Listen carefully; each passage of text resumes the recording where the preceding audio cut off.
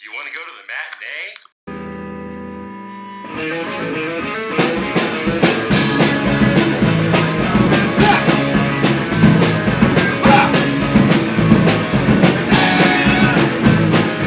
Hello and welcome to the relaunch of Exit Music for a Film. We're back and we're planning to do things a little differently with the show moving on. This pod will now focus on themed top 5 countdown episodes. We will still tackle major news in the film industry. We will still have special episodes and themed games, as well as hopefully even more as we work to relaunch and grow the speed. We intend to release episodes on a regular basis and keep up with everything having to do not only with the shows but the industry as a whole. We're here to stay. I'm Ken, and along with me is Phil. Hey, Phil. Hi, I'm Phil Bittner, and I just want to clarify for those listening at home that contrary to popular belief, Ken does not have me locked in a basement, forcing me to record this right now. And, it's good to be back. It's been a while. Yes, it's great to be back. All right, guys, so for episode 1 of the new show, we picked a kind of an odd theme here today. We've decided to focus our top 5 films on films with one-word titles. And yes, again, this is an odd theme here, or barely a theme at all, I guess, for that matter, but that's what we got for you today as we get back into the show. I'm going to keep it somewhat brief, as my top 5 has quite a lineup, all of which, we're going to be talking more in depth and going into more in depth in future episodes where the theme, requires more of such. So without further ado, let's get into the show here today. Our top 5 films with one-word titles. Phil, you want to do the honors and give us your number 5? Yeah. I didn't expect us to jump right into the list this fast. Also, for some reason, I can't turn the notification sound on my phone off, so that might be something that we hear periodically here. All right, off to a great start. Yeah, just to remind everyone how unprofessional we are. It's a good balance.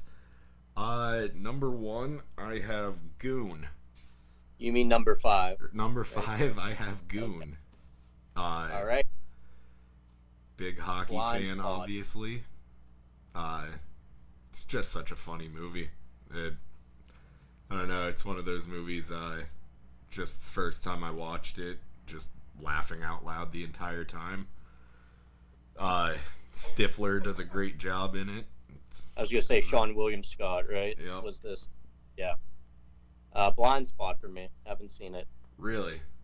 Everyone I know that loves hockey and are super into, hockey culture, love the movie. It's just so fun. The almost Tarantino level, just over the top violence. Yeah. Probably the only time you'll ever hear anyone compare Goon to a Quentin Tarantino movie. But that's what we do here, unfortunately. But yeah. What's the premise even? I don't even know. I mean, it's like a Happy Gilmore type thing where he's just like a insane hothead, or what? It's actually based on the true story of Doug Smith, who spent some time in the league that our old local team here in the Quad Cities was in. Basically, he was a bouncer and a cop, and he grew up loving hockey. He was from, I believe it was Boston, and eventually, the guy could just fight, and they just decided to try to turn him into a hockey player. That's the real life story. In the movie, he's just a bouncer. He goes to a hockey game with his buddy who does like an online web show. His buddy's played by Jay Baruchel and is just obnoxious and hilarious the whole movie. Jay Baruchel, yeah. Baruchel, yeah. I thought does he direct that movie? Yep, he directed both of them. Nice. Oh yeah, there's a second one. Yeah, the second one is not nearly as good, but still has its moments. But okay. Yeah, he ends up going to a minor league hockey game with this guy. A fight happens, and he ends up just punching one of the guys from the visiting team so hard that it breaks his helmet, because guy drops a gay slur at him, and it's slow motion, like, my brother's gay, as he throws the punch and destroys the helmet. And he's hit by scouts, I guess. Yeah, team ends up calling him up, and he ends up making it to basically like the movie's equivalent of the AHL. That's great. It's pretty much if Happy Gilmore if he stayed on the path of hockey. Yeah, it's then all the teammates and stuff. It's just kind of similar humor to like Slapshot, which is 2 words, so was not eligible for this list. Right. One of my favorite sports movies of all time, absolutely. Yeah, it's more or less a modern Slapshot. Nice. Yeah, I'll have to do it. I'll have to get to it one of these days. Sure. Especially Slapshot has some moments that don't necessarily hold up today. And Goon being made in like 2013 kind of helps that for it. Sure, right.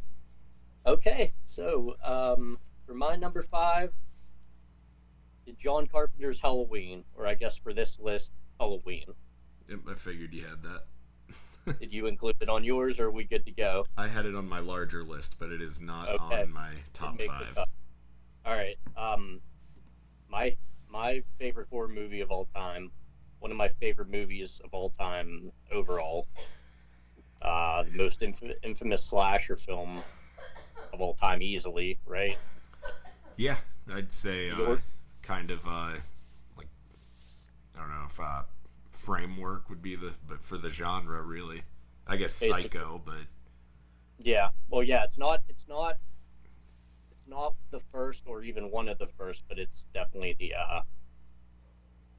the pinnacle. It's the one that brought it into what it is.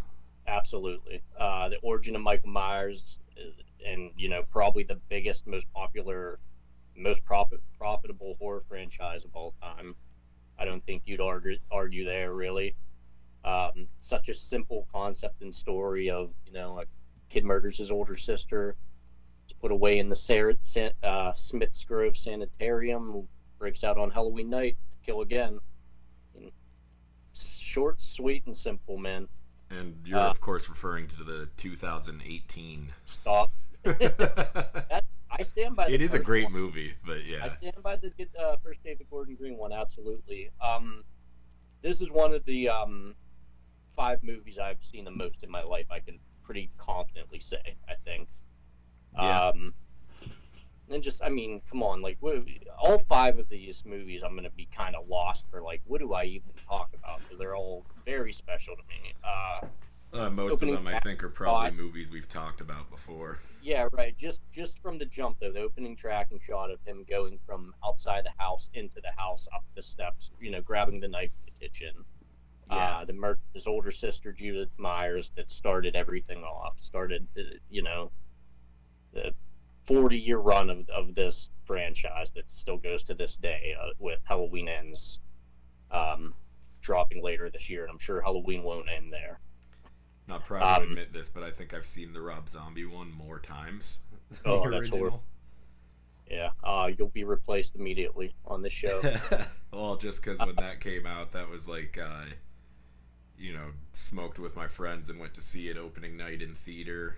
Saw it a bunch of times in theater, and then it was just, I was, around 18 when this movie came out on DVD.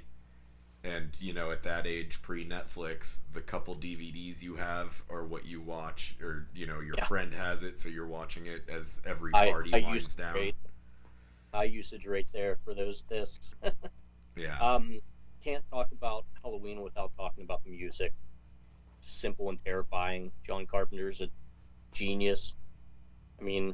What other movies has the director also done the score? And not only that, but being so frickin' important and essential to the movie. Much like he did with They Live. It could almost be considered, maybe like a character, not to sound like an asshole, it could be considered a character in itself, or at least, it's just synonymous with Michael Myers, the boogeyman himself. Stalking and see, just as you watch it more and more times, you just notice, like, oh my god, he's in the in the window there, and he's just lurking. He's in all these shots that you don't notice like right away. It's crazy. I love the small town setting of Haddonfield, Illinois, though it was shot in California. They did a great job with set decoration on that movie, and I think that's something that gets overshadowed and not talked about enough. Also, great name for a fictional setting or a shitty metalcore band. Oh man, right? I had fun with that band. Oh man, Haddonfield the band. R.I.P. We were certainly we existed. That's for sure. We're no purple zombie lobsters. No. The small town feel. The small town feel just seemed like it accomplished to me. You know, it seemed like they got what they were going for, even though they were pulling, like, you know, they drop leaves all over the place and then have to pick up those same leaves because they were in California. I've seen so many just, you know, about the making and everything, little featurettes on this movie, but the palm trees in Illinois. Yeah, exactly. The palm trees, they had to cover those up. They pick up their leaves and take them to the next shot. They just really, they nailed it.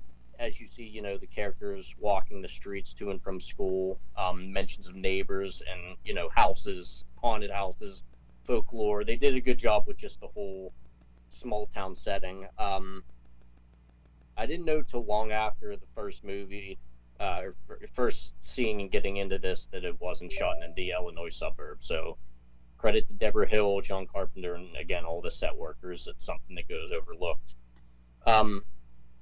Something I also that I want to speak of, and I think I talked about it the last time we did, I think, a Halloween episode, is maybe like 5 years ago now, I went with Kaylee to a small theater in Pittsburgh here. Shout out to the Hollywood Theater in Dormont. They were showing this, and again, this was one of the 5 movies I've seen the most in my life. But like without noticing it or realizing, I just found myself as we entered the, you know, the last third of the movie, I just started getting tense and everything, you know. I was just like, it was like I was watching it for the first time. It's the first time I got the opportunity to see it in the theater, and it was just so awesome. And that was so fun, even though it was probably the 131st time I've seen the movie. I was still tense, and I was like super excited, even though I knew obviously what exactly was going to happen. You know, it's the most, or one of the most profitable indie films of all time that still holds to this day. It was like famously like a shoestring budget, and the importance of that, just the how it influenced so many people to realize that they could pull this off themselves, and how much was actually possible without major Hollywood financial backing. You know, that was huge for the not only slasher but horror genre in general. I think a lot of people owe a lot of thanks and praise to John Carpenter. It's a huge hit to this day, synonymous with horror, the horror genre as a whole, I'd say, and I certainly think it's John Carpenter's masterpiece. I don't know if you would agree with that or what. I mean, I think John Carpenter's masterpiece is obviously They Live. Say the same for the score, the greatest fight scene of all time. 15 minutes, two dudes fighting over someone not wanting to wear a pair of sunglasses. And Roddy Piper, with his mental health issues later in life, tweeting that it was a documentary. No, it is crazy when you think of how iconic this franchise has become, that there was a point where they were, you know, kind of hamstringed by a leaf budget. Not something you really think of as being, sure they weren't planning for that. Where are we gonna get all these leaves at, man? I just like to picture you're a leaf guy. I like to picture John Carpenter's neighbors looking out the window as he's raking their lawn. What's this guy doing? Very nice of him. But yeah, no, it's definitely good. I still am a little bit confused by the choice to, when they made that sequel that kind of retconned the previous sequels, to give it the same title as the first one, which is actually... You're talking 2018 again? Yeah. Yeah. And that's a good transition into my number 4 movie. Another movie where the sequel compared to the original is a interesting choice. I would have to go with Aliens. All right. Uh, Good one. I think this is a rare case of a movie where I actually think the sequel was better than the original. The first one is great. Uh, the way they built the suspense. The first time I saw Alien as a kid, I think I had seen clips from Aliens, so I was kind of surprised, like not expecting it to get the full entertainment value for a full-length movie out of there only being so many people and just the one monster. Um, in a way that kind of created like a slasher effect, but then you get to the second one, and it's just how much they expanded it. The uh, just a bunch of xenomorphs, all of the Vietnam feeling with the colonial marines. Yeah. And as someone who likes an action movie, it hitting that a lot more. Yeah. Only for it to be ruined by Aliens 3, where they just got rid of all the best characters and suddenly she's alone on that ship. But it's also really the last, as much as I still love and will watch any Alien movie that comes out, it's the last, like, really, truly great one of the franchise. And I guess the best one, since you're saying you like it better than Alien. Yeah. Yep. And it is pretty close, but... Yep. I mean, I guess when I say that, I am almost talking about both of them as one. Because Yeah. these two, if they just stopped there, these two movies on their own would be just the best... not best horror franchise, because I'll get to that, to me, but probably the second best franchise of all time. Sure. Yeah, it's been so long since I've seen Aliens. I revisited Alien a few years ago, but I'm really needing to catch Aliens again. I just remember Sigourney Weaver kicking ass. I don't remember much, but yeah, I'm certainly due for a rewatch. Good pick, number 4, Aliens. Or yes, number 4, Aliens. All right. It's also a movie that you like when you talk about cultural impact, Absolutely. the xenomorph is so instantly recognizable. Yeah. Stranger Things is huge right now, and the first season started off with the main villain being, the Demogorgon, being largely influenced by the xenomorph. Rick and Morty references it. It's just, especially for being designed by H.R. Giger and the whole alien model basically being a bunch of penises, and them turning that into one of the most iconic villains of all time. Absolutely. Yeah, it's crazy. All right, moving on to my number 4, Clerks. I knew this was coming. It's coming. I told you I was going to be pretty straight down the line. So, this might sound crazy, but like the last one was Halloween was my favorite horror movie of all time. This is my favorite comedy of all time.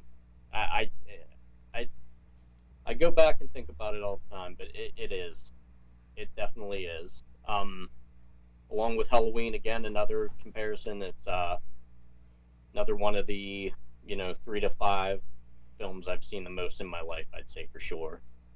It's a great day in the life film, and I always enjoy the idea a movie about people kind of being stuck in their lives and not knowing the correct next move to make, which this certainly is, and I think we could certainly appreciate, especially being around the age of like 20-25 age range, which Dante and Randall are our 2 Clerks main characters are at in this movie, which is super bummer to realize we're older than Dante and Randall were in Clerks.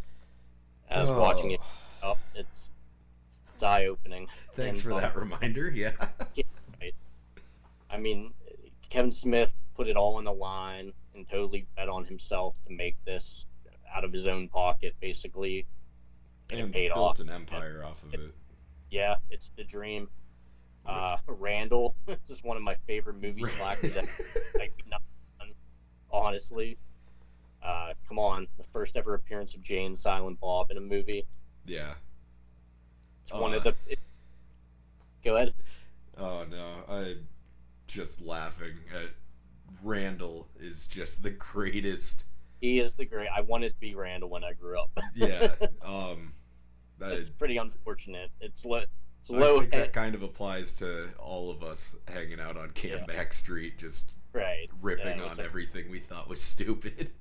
Right. This was probably the first black and white movie, like what would you say, like, you know, newer black and white movie.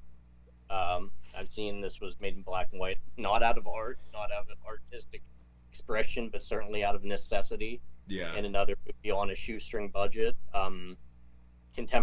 First contemporary black and white movie, and I was very confused, you know? Yeah, I remember watching this for the first time with you, Sal, and Nick, and it taking a moment for me to realize that it wasn't an old movie.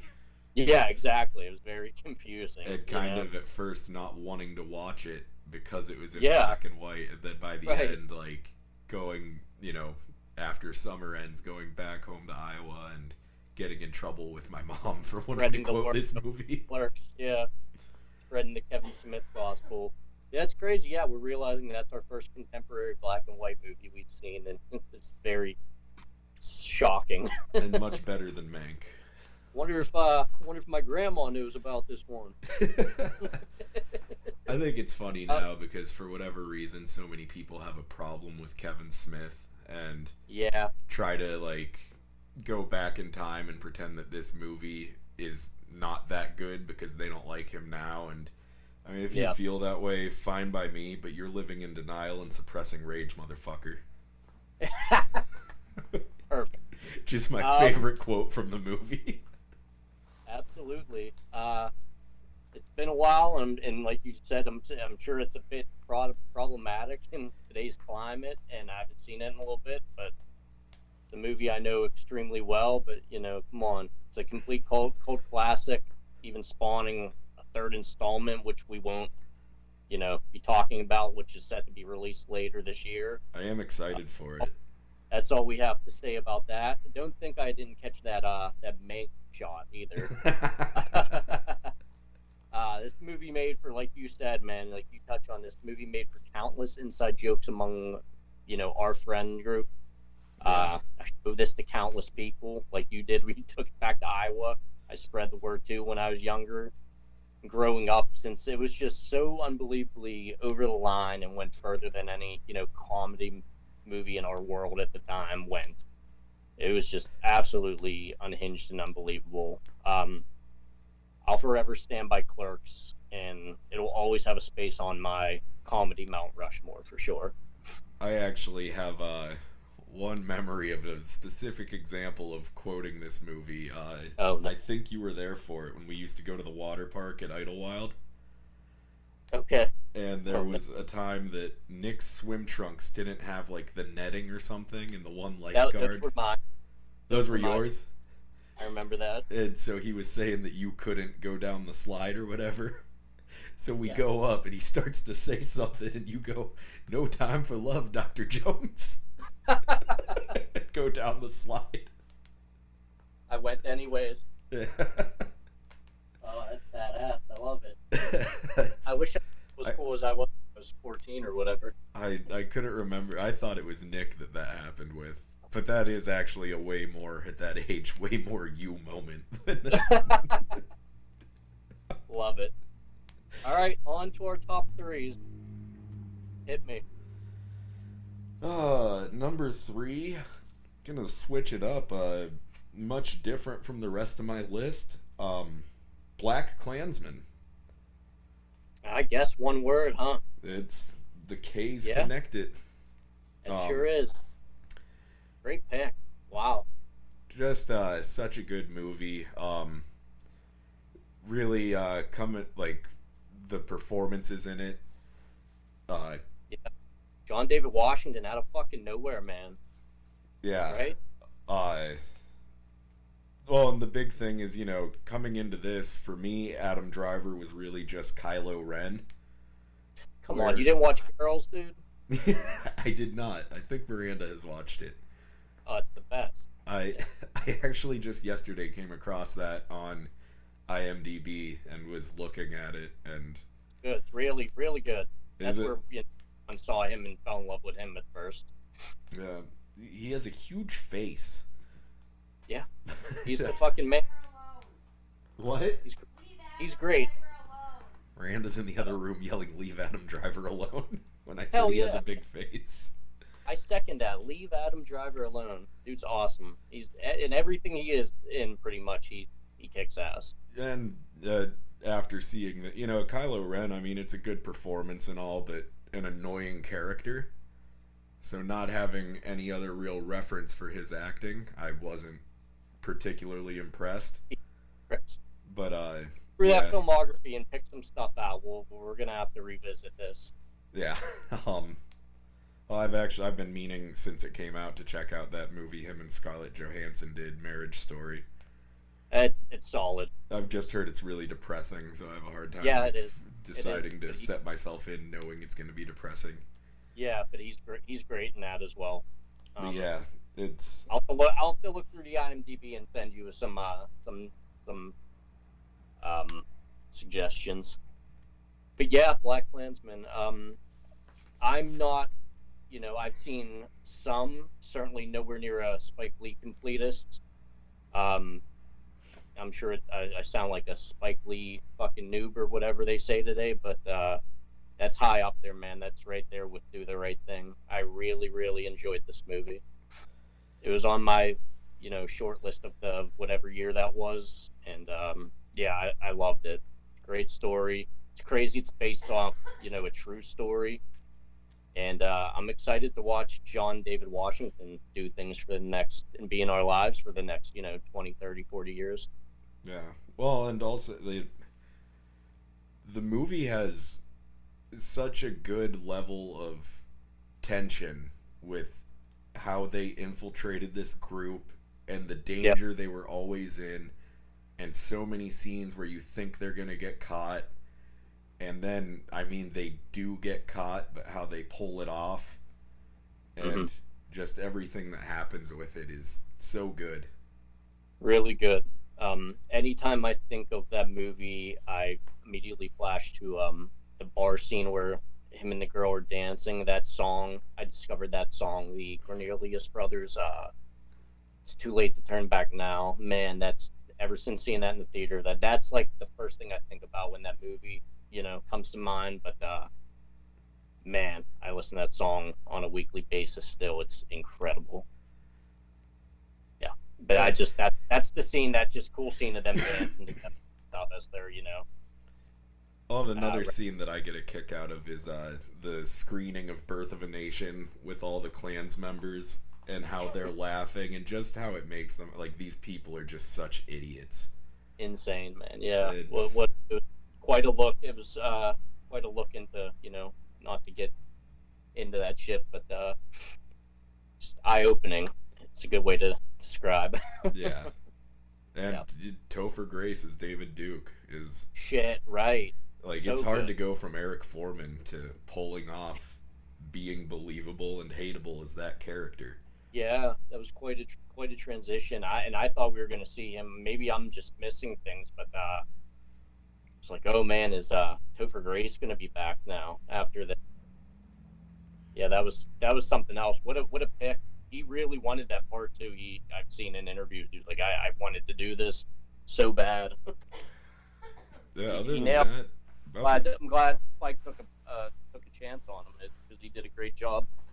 other than that, really the only movie I've seen him in, like serious movie, is another one-word movie that will not be appearing on the list, but Predators. Oh, he was. Is that a new one? Like as of I want to say it was 2009. It was like a bunch of people end up on the planet where they were all selected because of like one guy's special ops, one like Danny Trejo was a cartel member, There's people Okay. like I think there might have been a KGB guy, like people that would be considered dangerous, and then he's just like this nerdy guy, but you come to find out at a crucial point in the movie that he is actually one of the worst people of all of them. Oh, wonderful. Yeah, I won't spoil it, but Yeah. he's he takes quite a heel turn at some point in that movie. Also, I guess he was Eddie Brock in the greatest Spider-Man movie ever made. I was just gonna bring it up. I don't hate on that movie as much as everyone else does, but I mean, I'm not gonna go watch it again tonight or nothing. But that takes a beating. But yeah, it has goofiness. Yeah. I think people forget that it is Sam Raimi. Yeah. All right, great pick on Black Klansman. Hell yeah, that brings me to my number 3. It's Boyhood. Have you seen it?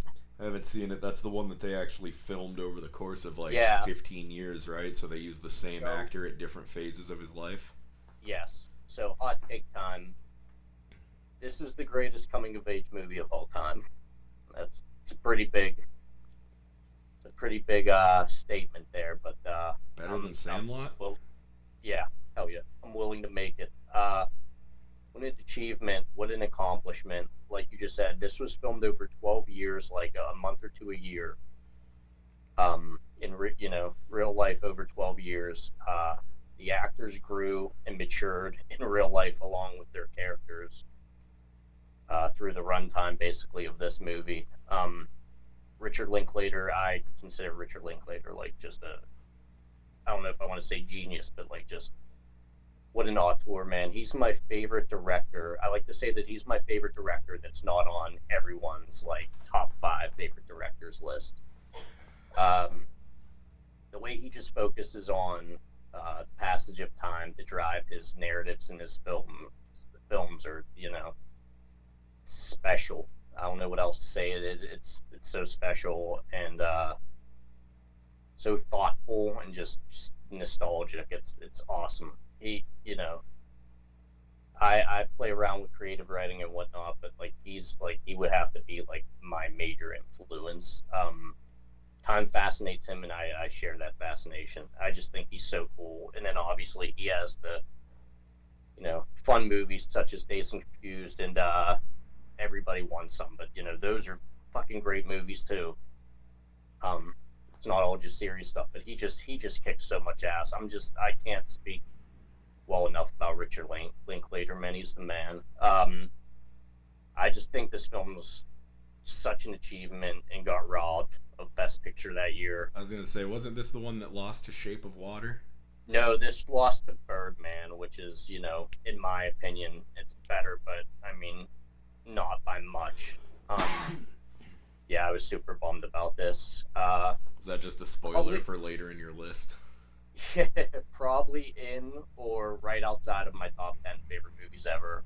All in all, Boyhood, in my opinion, is just the definition of a coming-of-age story. You should watch it. Yeah. Oh, man, that reminds me. I don't have it on my list, but Birdman probably should have been. Just didn't pop into my head. You a big Birdman guy? Oh, I love that movie. Yeah, I was a little more sour on it. Really? Is it because you were bitter that it took the nomination, or just that? But it just seemed up its own ass a little bit for me. Well, it did have Edward Norton. Well, I love oh my god, Pittsburgh legend Michael Keaton. Holy shit, Michael Keaton. Oh my god. Who will be coming up in this list. Okay, sweet. I could guess that. So you'll have that in Mank, and we'll be good to go. There we go. Yeah. I know that crossed your mind as we brought up the idea for the episode. It was between Mank and Monkey Bone, but yeah. Rolling on to number 2. Hit it. My number 2, I kind of alluded towards it earlier. Kicked off my favorite horror franchise of all time, Hellraiser. All right. You have the floor. Go for it. I forgot this movie. You hate this movie? I yelled at you after I watched this for me wasting my own time for some reason. It was at the height of COVID. Maybe I was just frustrated about that as well. But God, I watched it during work. I think I'd rather have just worked. But yeah, I won't hate on your something so special to you. So go for it. Just it. I just love this movie. It's one of the few kind of like slower paced horror movies that I can really sit through over and over. Partially because it does keep itself at a good runtime. The Cenobites as a concept and the whole, the lament configuration and all that. It's just one of those things that, growing up, I just loved the whole concept almost more than I liked the movie itself. Sure, I can see that. I would agree with that. It doesn't have a whole lot of moments. A lot of it is people running around and talking.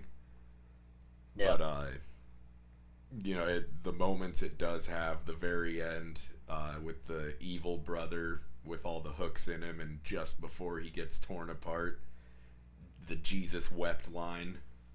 Yeah. It also, just as it's happening, this guy's so twisted, he actually does he wants to escape, but also does get pleasure out of it. He's, all hooked up and still, like, sticking his tongue out, making disgusting gestures. Yeah, quite a strange S&M horror. I don't even know. It's I don't feel worthy to talk about this movie. Yeah. Oh, and then just coming off of that, the string of sequels it released, like, movies that a lot of them are barely barely recognizable from each other. Yeah. Hellraiser, Hellseeker is a lot more like people having hallucinations and can't tell, like, losing their mind, can't tell if it's like reality or a vision. Deader is a little bit hard to explain. I don't know, I just love these movies, and this is the one that kicked them all off. Yeah.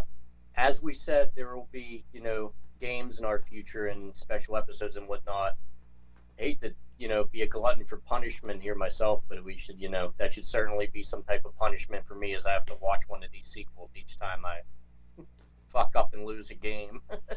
Because goddamn. If we could, like, find a way to arrange, like, a game and the loser has to go into the Cenobite realm for a week or something. I think I'd rather do that than watch one of these things. I'm all in. So that really kind of makes it immersive for you. Yeah, right. The Cenobites come to your house and just make you binge the whole Hellraiser franchise. I will say I do draw a line of where I stop enjoying these movies when Doug Bradley is no longer Pinhead. But speaking of Pinhead, actually, like, I brought up Stranger Things being heavily influenced by Alien. Have you watched season 4 yet? Yes, sir. The character Vecna, Pinhead was one of the major influences for that character. Oh, nice. I didn't know that. What year's Hellraiser? Hellraiser is 80... I don't think it's 89. Okay. Oh, wow. Okay. I didn't know. I was thinking even late 70s. So I figured it was 80 somewhere along the line. I didn't 87. realize late. Okay. Okay, that makes sense. There was just so many good movies in the late 80s. Like, so many movies I like from 89. Well, that's the year I came about, so... They rolled out the carpet for you. Sure. Definitely.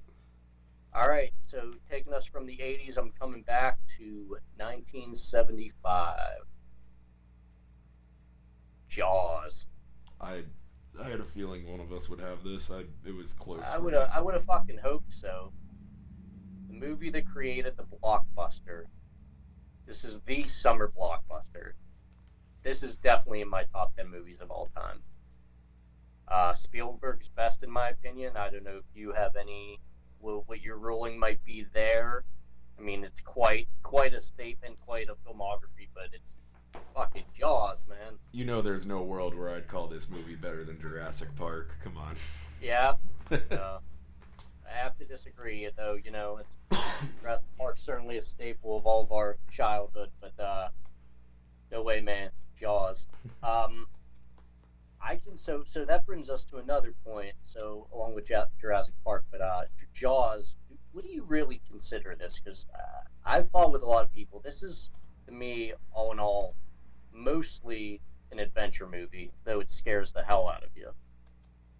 Yeah, it's. I don't know. I'd hesitate to call it a horror movie, even though, Right, me too. That's like, that's all I'm saying. Is it's so like just lumped in horror. I'm just like I don't know, man. I don't. I say more adventure than horror, but in the same like vein as Jurassic Park. It's still scary. They're eating people and whatnot, but it's that too. It's more of an adventure. yeah, They kind of cut from the same cloth. it's one of those movies where if you like made a checklist of everything to qualify as a horror movie, Jaws is gonna check all the boxes. Right. You could even almost argue for a slasher. But I don't. at the same time, like just in tone, it's like in theme, it's a horror movie, but in tone, it's really doesn't kind of doesn't feel like a horror movie. Yeah, it's an adventure. They're out cruising on the water, chasing the shark. I mean, I consider it an adventure, but yeah, a horrifying adventure at that, where And you know not everyone's going to make it back. yeah, and to some um, degree, a drama. yeah, absolutely. So it's the whole package. We'll just leave it at I'd that. say thriller is what I would go with if I Yeah, had to pick probably is one. the best way to describe it. And as I say, as I advocate for it being an adventure. This fucks me up to this day. If I'm in the water, and if I think about this movie, I could be in a pool, and that music goes off in my head, and I'm frenzied, and I'm over at least to the side of the pool, if not up to the ladder. Now, you talk about effect of a movie, knowing the impossible. It's impossible, but still having that fear. That's something special there, man. Setting on the island of Amity is great. I love it. I don't know if you get this. Obviously, you've seen Jaws a million times, like everyone else. But did you ever get Sea Owl vibes from just kind of the beginning of the movie, just them being around Amity and stuff? Yeah, I I could always see get, that. yeah. So for the listeners, me and Phil grew up going to the same beach town on the same vacation. Families being very close, but yeah, I think it's a small town, kind of like Amity, and it's probably a big part of the reason it resonates so much. And I'm sure that's not just us; it's not an exclusive club, but I'm sure all people that take these summer trips to the shore can say that and attest to it. See, given a unique experience you had in our childhood, I would think that jellyfish would be the animal you'd be more afraid of. Jellyfish are my great white. Absolutely, guys. I got stung on the balls by a jellyfish. Getting into the main character, the three main characters are all great. Something I found out recently, none of the three got nominated for best actor, best supporting actor. It's pretty fucking crazy to me. Um, yeah, the fact that none of them got nominated, I can't believe that. Shaw specifically playing Quint, and just given the Indianapolis speech he gives alone, like it's amazing, man. That they got nothing. They came up with nothing, no nominations in the acting categories. This is the most rewatchable movie of all time, in my opinion, and a lot of people argue that it just is. It's on July 4th all the time, but like anytime I'm passing by and I'm not in a hurry or going somewhere, Jaws is on. You could pop in at any point. You're in. I'm in for wherever we land. I have always wanted to go to, areas will do screenings where they Yeah, set up a screen at a swimming pool yeah. and you watch Like I it said floating. before, I don't know if I want to do that, man. It's crazy.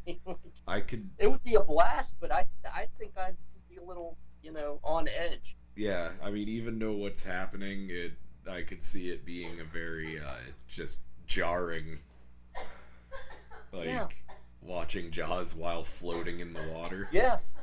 I always come back to on the when Bravo in 2000 did the 100 scariest movie moments of all time, and spoiler alert, the opening of Jaws was number one, but they had everyone in the a bunch of big names in the horror community.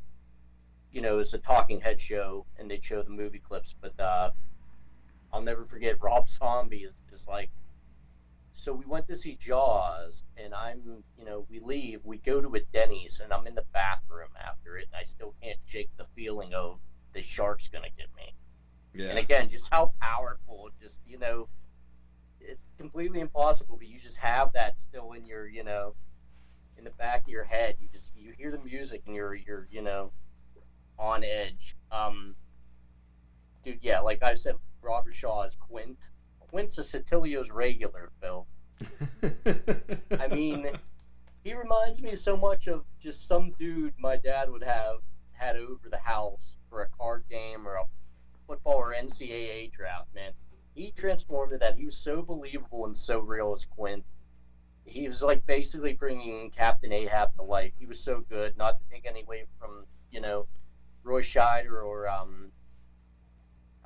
Richard Dreyfuss. Richard Dreyfuss, thank you. God, good save. But yeah, he was great. And then obviously the scene of him getting eaten is amazing. I can't say nothing. I can't say enough about Jaws. I said I'd try to keep these brief. It's hard when you're talking about these, caliber of movies. Speaking of which, if you ever heard, and this is for everyone, if you've ever heard the podcast The Rewatchables by The Ringer, I think like 2 or 3 years ago they did a Jaws special for July 4th. Everyone go listen to that. They just recapped the movie basically as a whole. This is the best podcast I've ever listened to in my life. It's the most entertaining podcast I've ever listened to in my life. It's fantastic. Yeah, there's not enough I can say about Jaws. It's fucking Jaws. Before your wedding, did you try to pitch the idea of getting married when Jaws pops out of the water? It's the most romantic thing I've ever heard in my life. No, the one scene from Jaws. Number one time. I was gonna say quick. The one scene from Jaws that always stuck out to me was the leg. With the beginning scene, or is that the beginning? I haven't seen Jaws in a while. With the girl?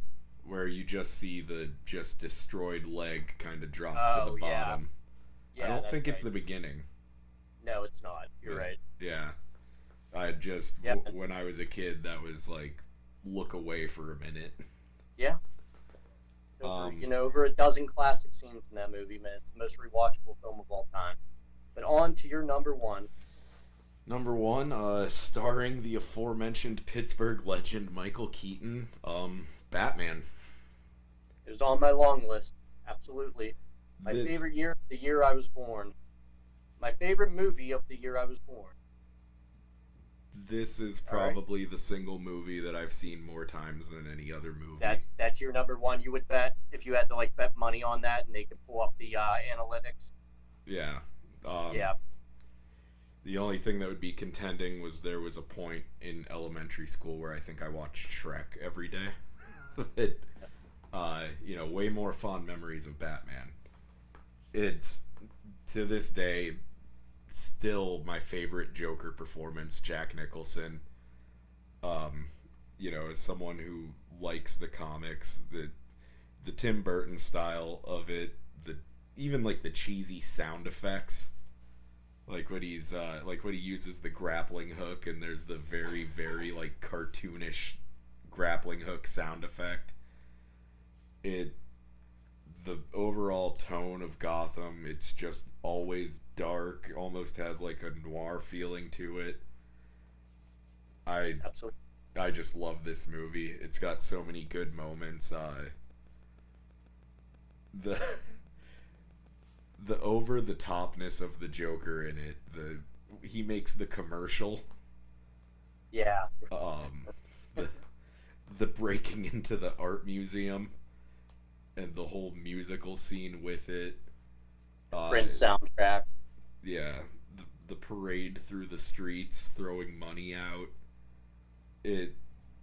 just the something that is like truly out of a comic book, that like this stuff was all just allowed to happen and couldn't be prevented, Absolutely. and he was just out in public and no one's doing anything about it. Tim Burton did a great job, like you said, keeping it kind of real, or at least in the realm of comic books, as well at the same time as creating a real Gotham that kind of mirrored the shittier, maybe darker New York City that they kind of, allure to Gotham being compared to in, just source material. Well, and it's actually why I also will always kind of look at the DC universe as Metropolis is New York City and Gotham is Chicago.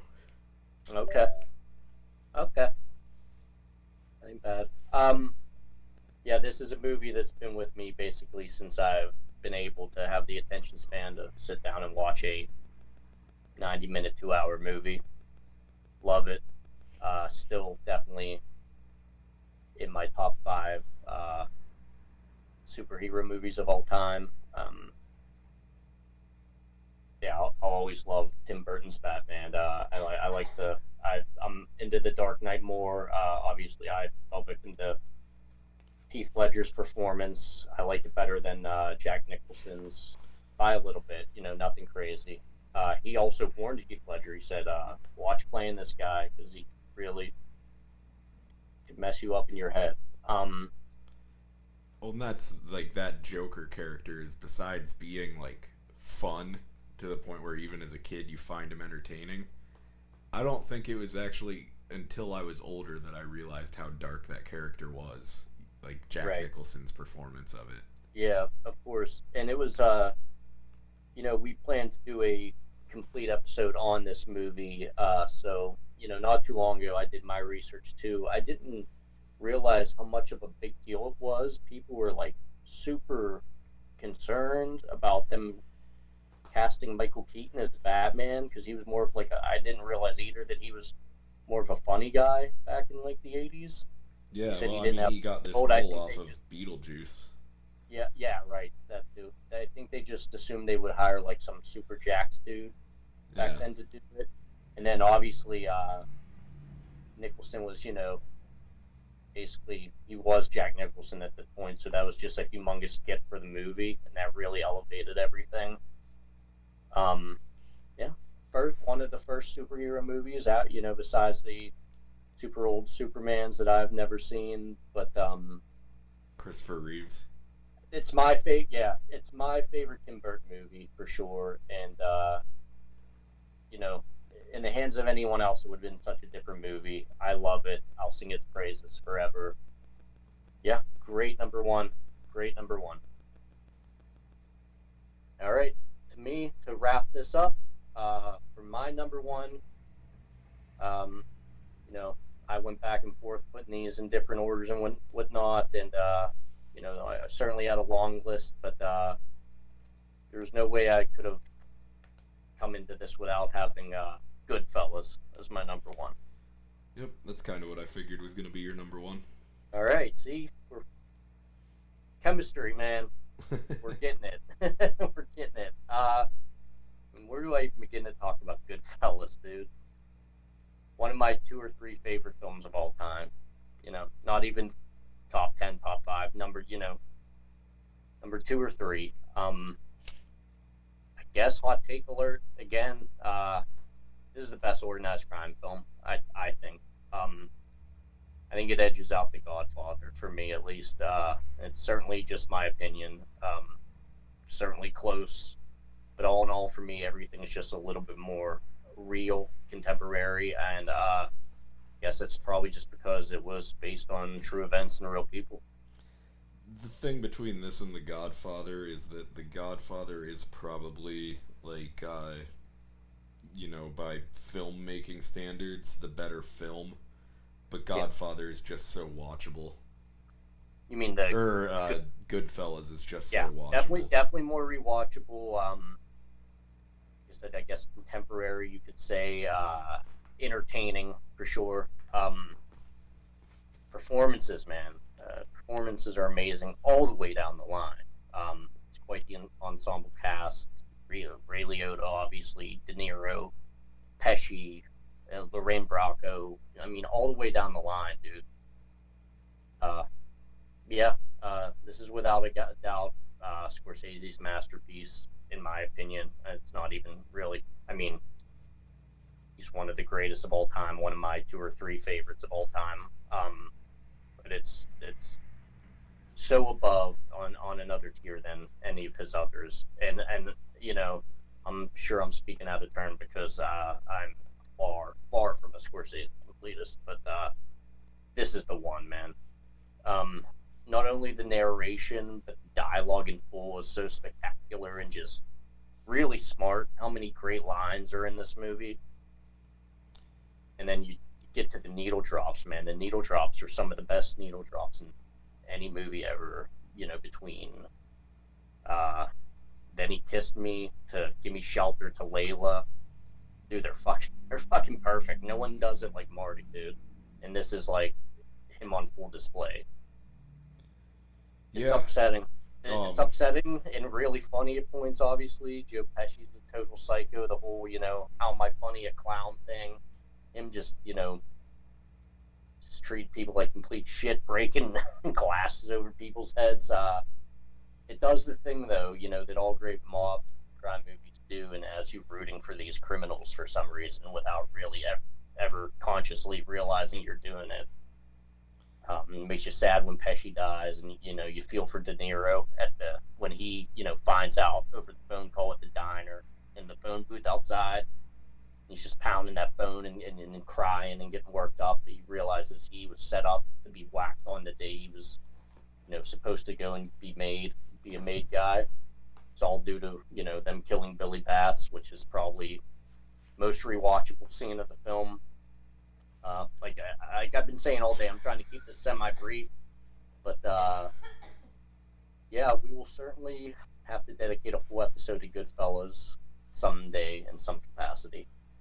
This movie was so good that it kind of made all of the actors in it, like when you're making anything mafia related, you're getting those guys. They're kind of the go-tos, yeah. I'd say more of that for The Godfather, but it's a lot of crossover and whatnot. Yeah. But yeah, absolutely. It's when I think of crime movies, I obviously think Godfather, but The Godfather didn't exist. This would be the one that everyone points to. I certainly think. I think you're probably right.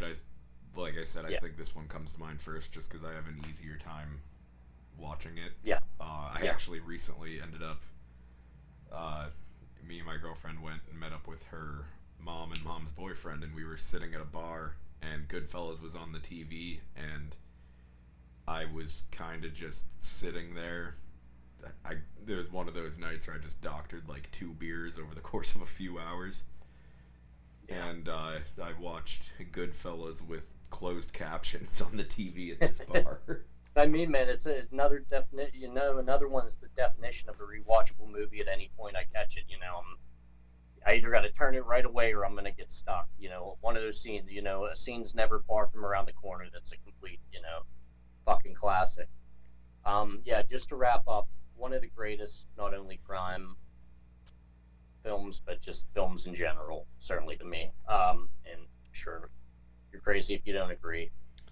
And I'll finish by just saying, hey, rest in peace, Ray Liotta. And also, rest in peace, Paulie Walnuts. Oh, rest in peace, Paulie Walnuts. Very recent. Bummer. Yeah, 8 days ago as of this recording. Rest in peace, Paulie Walnuts. This is interesting. So, while you were talking, I was just kind of looking through Martin Scorsese's filmography. His next... Something. What's up? It's something, isn't it? His next movie coming out is as Killers of of yet the Flower Moon. Untitled, but it's gonna... Well, the next one coming out, I guess after that. After that, he has coming out on Apple Plus. It just says Untitled Grateful Dead biopic. He does a lot of music biopics. He's super music involved. He did something with the Stones. He did a documentary on the band that everyone likes. Yeah, he's big into music. Big music guy for sure. But I'm always up for. Well, I'm not a big Deadhead, but man, he's getting up there, and I hope he just keeps doing his thing.